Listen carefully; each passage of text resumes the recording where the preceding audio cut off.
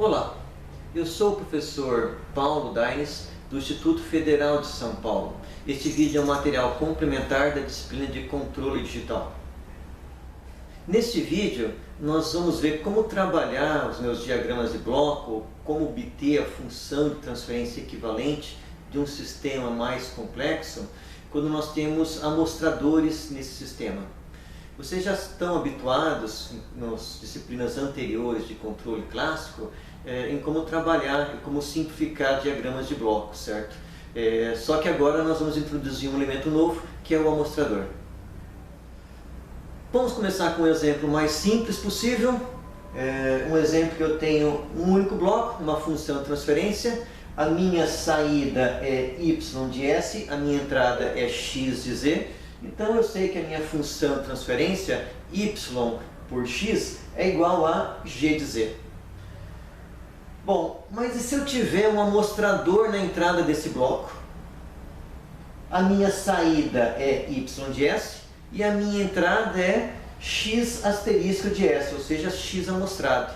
Eu não posso misturar sistema contínuo com sistema discreto. Eu não tenho como obter uma função de transferência de y contínuo sobre x discreto. O que eu posso fazer é obter a função de transferência se eu supor que a minha saída também é discreta. Ou seja, eu vou obter a saída y asterisco de s sobre x asterisco de s. Para fazer isso, nós vamos colocar um amostrador virtual na saída do sistema. Fazendo isso, eu posso obter então que o meu y asterisco de s sobre x asterisco de s é igual a g asterisco de s, ou seja, seria o meu sistema g de s discretizado. Isso é equivalente a y de z sobre x de z, que é igual à minha função de transferência g de z. Então, dessa forma, nós conseguimos aí obter o meu sistema equivalente discreto. Bom, vamos agora para o caso que eu tenho uma malha com duas funções de transferência, certo? Ambas funções estão em S. Num caso, eu vou ter dois amostradores, um amostrador na entrada e um segundo amostrador entre as funções de transferência. E num segundo caso, eu vou ter de novo dois sistemas, mas eu não vou ter agora um amostrador entre os dois sistemas, certo? Tem amostrador somente na entrada. No primeiro caso, quando eu tenho amostrador entre os sistemas de transferência, eu posso aplicar exatamente o mesmo raciocínio do exercício anterior. Então eu tenho uma primeira função em z, uma segunda função também em z. A função de transferência entre a minha saída no meu amostrador virtual para a minha entrada amostrada, ele vai ser igual ao produto das funções de transferência em z, certo? Agora, no segundo caso, quando eu não tenho amostrador entre os dois sistemas, eu tenho que, primeiro, fazer o produto do meu sistema em S, para depois amostrá-los. Nós vamos ver que nesses dois casos nós vamos chegar em funções de transferência diferentes. Ou seja, eu fazer o produto das funções de transferência em S e depois amostrá-las é diferente do que eu amostrar as duas funções e fazer o produto delas já discretas, certo? Então, a transformada de G1 de S vezes G2 de S é diferente do produto da transformada de G1 de S pela transformada de G2 de S, certo? Nós vamos ver que chegamos a resultados diferentes. Bom, qual que seria a sequência mais rigorosa para eu obter então essa função de transferência completa? Bom, eu parto ali da minha saída em S e vou obtendo a malha até chegar no primeiro amostrador que eu encontrar no meu sistema. Então, meu G1 de S ele é igual a G2 de S vezes G1 asterisco. Meu próximo passo, então, é aplicar a amostragem nos dois lados da equação. Então, eu tenho meu amostrador virtual, eu vou mostrar o G1 de S, e é a mesma coisa eu aplicar a amostragem no conjunto G2 vezes G1 asterisco. Como o G1 asterístico já está amostrado, ele continua a mesma variável. Então isso aqui é igual a ômega1 de S asterisco, que é igual a G2 asterisco de S vezes Z1 asterisco de S. O que é igual a Y1 de Z, que é igual a G2 de Z, Z1 de Z. Bom, vou fazer o mesmo para o segundo bloco, certo? Só que eu vou começar ali pelo Z1 contínuo, Z1 de S. O Z1 de S ele é igual ao G1 de S vezes X1 asterisco de S. Se agora eu amostrar o Z1 de S, ou seja, o Z1 asterístico, eu vou ter que isso é igual a G1 de S vezes X1 de S, Z1 asterisco de S, tudo isso amostrado. Bom, eu aplicar a amostragem sobre uma variável que já está amostrada é a mesma coisa. Então eu vou ficar aqui o Z1 asterisco de S, ele é igual a G1 asterisco de S vezes X1 asterisco de S. O que é igual a Z1 de Z, que é igual a G1 de Z vezes o X1 de Z. Agora eu posso pegar então esse meu Z1 de Z e substituir na primeira equação. Eu vou chegar então que o meu Z1 de Z é igual a G1 de Z vezes G2 de Z vezes X1 de Z. Então nesse caso aqui, a minha função de transferência é o produto das duas funções de transferência em Z.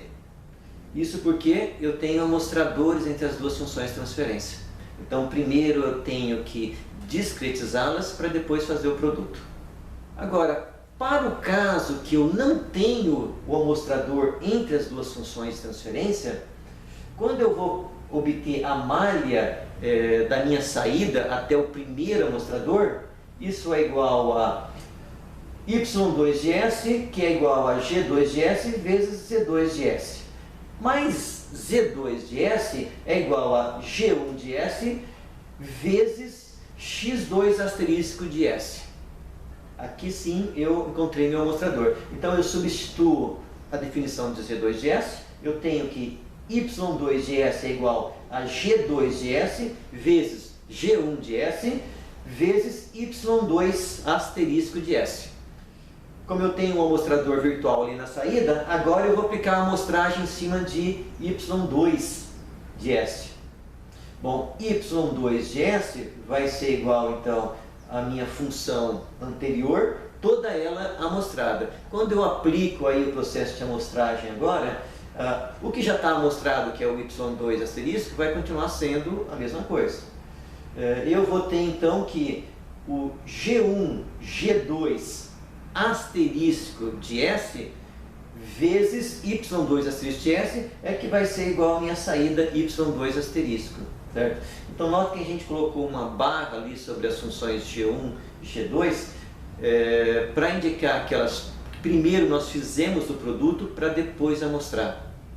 A minha função de transferência em Z vai ser igual G1, G2 barra de Z. Então, de novo, esse barra é para indicar que nós primeiro fizemos o produto para depois amostrar, para depois discretizar. E nós vamos ver com um exemplo que nós chegamos em resultados diferentes, certo? Então, se eu primeiro faço o produto das funções de transferência para depois amostrar, é diferente do que eu fazer a amostragem para depois fazer o produto das funções de transferência já em Z, certo? Nós não vamos chegar no mesmo resultado. Então nós vamos amostrar essas duas funções sempre com um período de 1 segundo e também vamos amostrar o produto dessas duas funções em S. Então se uma função, a primeira, o G1, é 1 sobre S mais 1 e o meu G2 é 1 sobre S mais 2, o produto G1 de S vezes G2 de S vai ser igual a 1 sobre S ao quadrado mais 3S mais 2.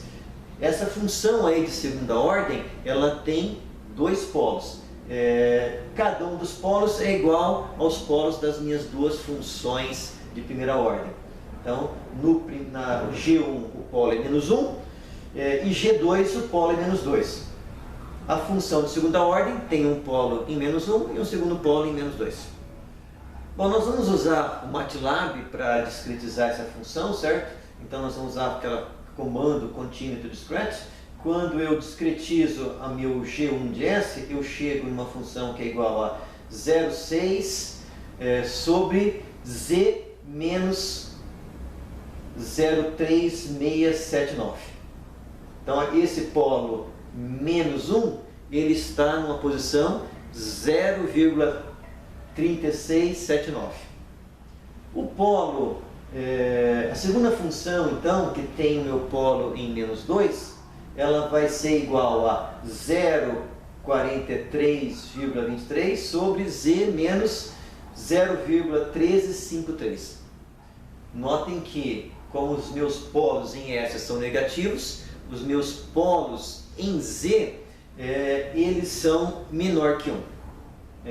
Se eu discretizar então o produto daquelas duas funções, que é uma equação de segunda ordem, eu vou chegar numa função em Z, G1, G2 de Z, que é igual a 0,1998Z mais 0,0735 sobre Z ao quadrado menos 0,5Z mais 0,05.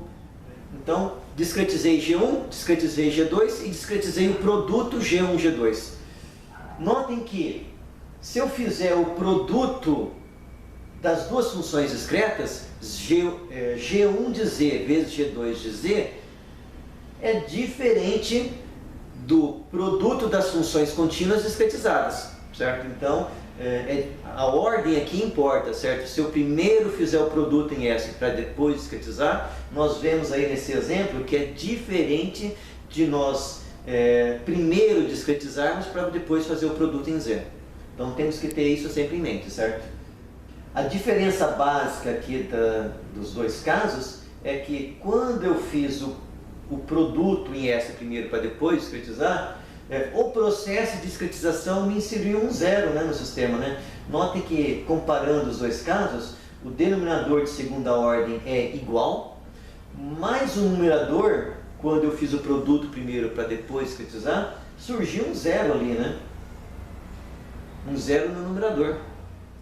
Nós estamos demonstrando, tendo pelo menos um caso em que o resultado é falso, nós conseguimos afirmar então que a transformada do produto G1 de S por G2 de S é diferente do produto das transformadas de G1 de S por G2 de S. Graficamente, nós podemos ver aqui a resposta do sistema G1 e do sistema G1 de Z, sistema contínuo e discreto. O sistema G2 ele tem um polo maior, então ele responde mais rapidamente, né? Aqui nós também vemos aí o sistema contínuo e o sistema discreto, o G2 de S e o G2 de Z. Aqui agora nós vemos o gráfico do G1 de S vezes G2 de S, que é o meu gráfico em azul contínuo, né? Como um dos polos é dominante, meu sistema responde muito próximo ao G1 de S, né?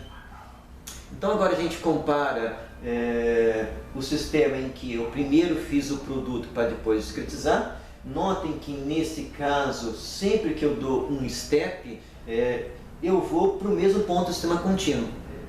Agora, para o caso que eu tenho um amostrador entre os dois sistemas, quando eu dou o passo ali do meu sistema discreto, eu sempre estou mais atrasado. Uma coisa que nós podemos concluir aqui, que aquele amostrador que nós inserimos entre os dois sistemas, ele me causa um delay a mais, certo? Ou seja, ele me atrasa a saída do meu sistema discreto. Então nós podemos ver graficamente aí que o meu G1, G2 de Z, ou seja, primeiro fiz o produto em S para depois discretizar, é diferente de eu discretizar as duas funções para depois fazer o produto. Quando eu discretizo as duas funções, eu só faço isso quando eu tenho amostradores entre os sistemas. E esse amostrador a mais que tem nos sistemas, nós conseguimos ver que graficamente me representa um atraso. Por quê? G1 de Z vezes G2 de Z, ele é um sistema que está atrasado em relação ao sistema G1, G2 de Z. Bom pessoal, nós vamos encerrando esse vídeo e eu espero que ele seja útil no seu estudo.